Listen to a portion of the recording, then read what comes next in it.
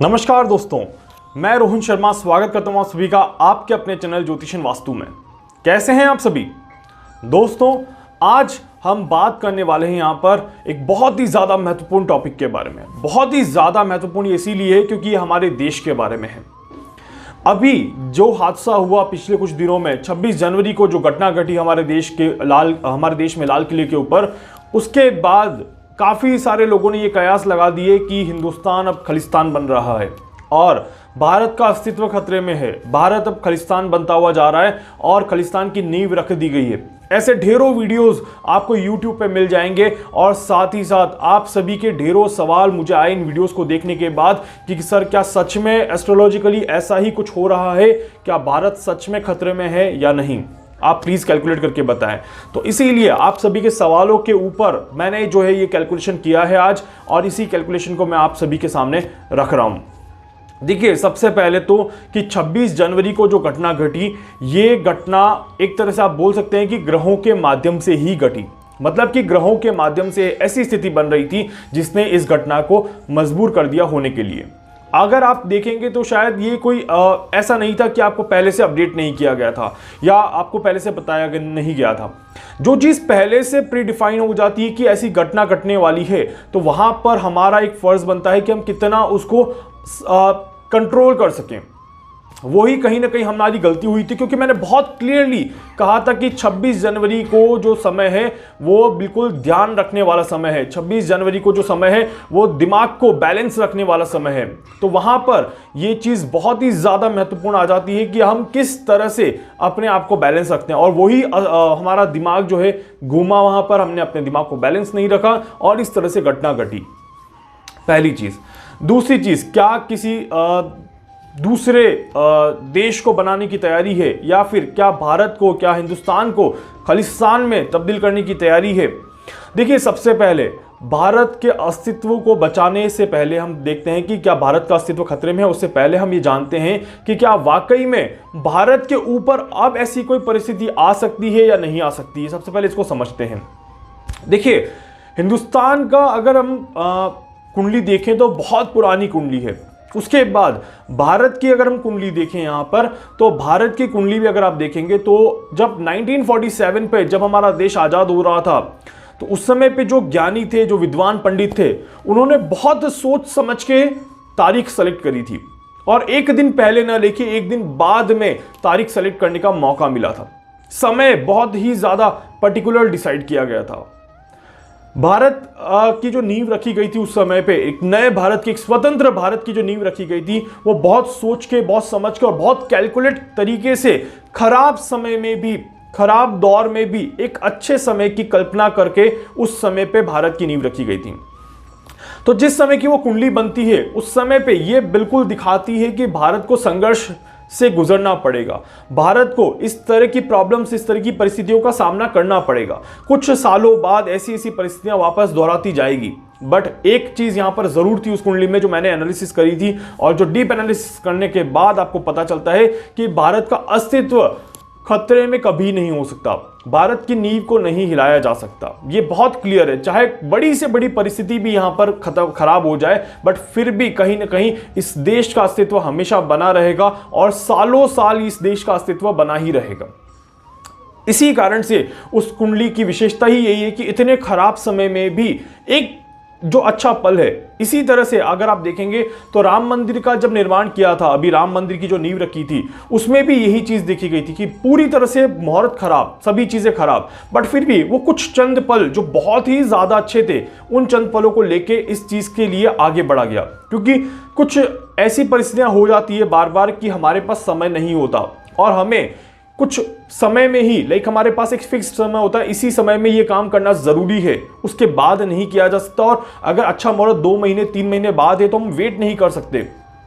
तो उस समय में फिर हम एक पल जो देखते हैं, बिल्कुल छोटे से समय की कल्पना करते हैं, छोटे से समय की कैलकुलेशन करते हैं कि वो पल कौन सा अच्छा है, वो समय कौन सा अच्छा है जब ये समय किया जाए। तो उस समय जब भारत स्वतंत्र हो रहा था तब इसी चीज़ को हमने देखा है, इसी चीज़ को एनालिसिस किया है कि जब उस समय के विद्वान पंडित जो थे, जिन्होंने मुहूर्त निकाला था, और उस समय के जो नेता थे जिन्होंने इस बारे में सोचा, इस बारे में समझा और इस चीज़ को आगे तक के लिए सोचा था, तो वहाँ पर ये देखा गया है कि जो भारत का वहाँ पर स्वतंत्र भारत की जो नींव रखी गई थी वो एक बहुत ही अच्छे मुहूर्त में यहाँ पर रखी गई थी। उसके बाद भी अगर हम देखें भारत का जो आज 72 गणतंत्र दिवस हमने यहाँ पर सेलिब्रेट किया था, तो यहाँ पर अगर हम देखें दोस्तों तो 72 ईयर्स हमने ऑलमोस्ट कंप्लीट किए हैं अभी तक। इसमें जैसे जैसे भारत आगे बढ़ता गया वैसे वैसे परिस्थितियां खराब आती गई, प्रॉब्लम्स आती गई, चाहे वो वायरस हो जाए, चाहे वो आपका इंडिया चाइना वॉर हो जाए, चाहे इंडिया पाकिस्तान वॉर हो जाए, चाहे कोई और परिस्थिति हो जाए। बड़ी से बड़ी परिस्थिति यहाँ पर भारत ने झेली है। भूखमरी हो गई, चाहे बेरोजगारी हो गई, आर्थिक बहुत ज़्यादा नुकसान हो गया, काफ़ी ज़्यादा, बट फिर भी हम धीरे धीरे संभले, धीरे धीरे उठे और आज हम इस जगह पर हैं जहां पर हम और ज़्यादा आगे बढ़ने के उस पथ पर हैं जहां पर एक समय था जब भारत सोने की चिड़िया कहलाता था और एक समय वापस आएगा जब भारत इसी तरह से पूरे विश्व में अपना एक परचम लहराएगा और सबसे आगे खड़ा होगा। परंतु वहां तक पहुंचने में भारत को बहुत ज्यादा संघर्ष करना पड़ेगा। मैं ये नहीं बता रहा कि भारत वहां तक का पहुंचेगा, कैसे पहुंचेगा या नहीं पहुंचेगा, बट ये जरूर बता रहा हूं कि यहां से पीछे भारत नहीं हट सकता। तो ये जो भी बाहरी ताकतें हैं या जो भी अंदर के ही लोग हैं जो कि अपने आप को एक गलत डायरेक्शन में लेके जा रहे हैं, अपने आप को एक गलत डायरेक्शन में लेके पहुंचा रहे हैं, इन सभी को मैं बताना चाहता हूं कि जो भारत की जो परिस्थिति है, जो कुंडली है, जो ग्रहों की चाल है, जो 2021 की कुंडली है, ये भी ये नहीं कह सकती कि भारत का अस्तित्व खतरे में है। ना ही हमारे 26 जनवरी की कुंडली देख लीजिए आप, 15 अगस्त की कुंडली देख लीजिए आप, लास्ट नवरात्रि की कुंडली देख लीजिए, 1 जनवरी 2021 की कुंडली देख लीजिए और भारत की अपनी कुंडली देख लीजिए, हिंदुस्तान की कुंडली देख लीजिए, कहीं पर भी ऐसी परिस्थिति बनते हुए नहीं दिखाई देती। तो इसीलिए ये घटना घटनी थी, ये क्रम होना था, ये हो चुका, ये स्वाभाविक था, क्योंकि यहां पर चाहे तो आतंकवादी हमला हो जाता, चाहे आपके देश के ही लोग आतंकवादी बन जाते, या फिर इस तरह से विद्रोह होता, इस तरह से जन विद्रोह होना था, ये होना ही था, ये कंफर्म था, क्योंकि ग्रहों की चाल ही इसी तरह से चल रही है।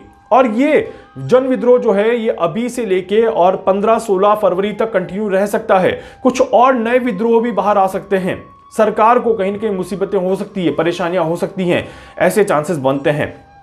भारत की कुंडली में भी देखेंगे अभी तो विषयोग चल रहा है, चंद्रमा और शनि का विषयोग, शनि यहां पर अस्त हैं, गुरु यहां पर अस्त हैं, तो लोगों की बुद्धि का भ्रमित होना स्वाभाविक है, ये बहुत ही ज्यादा नॉर्मल चीज है यहां पर।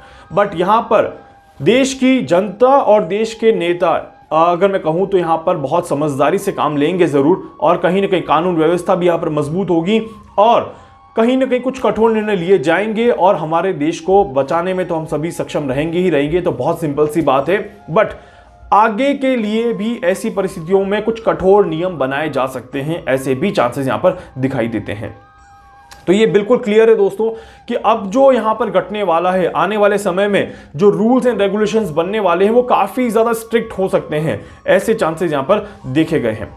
अभी जो ग्रहों की चाल चल रही है ये थोड़ी सी स्लो है और कहीं ना कहीं देश के लिए थोड़ी सी नेगेटिव है, बट बहुत ज्यादा नेगेटिव नहीं है, इतना ज्यादा भी नेगेटिव नहीं है कि कोई आके कब्जा कर ले और हमारा अस्तित्व खत्म हो जाए, बिल्कुल भी नहीं है ऐसा।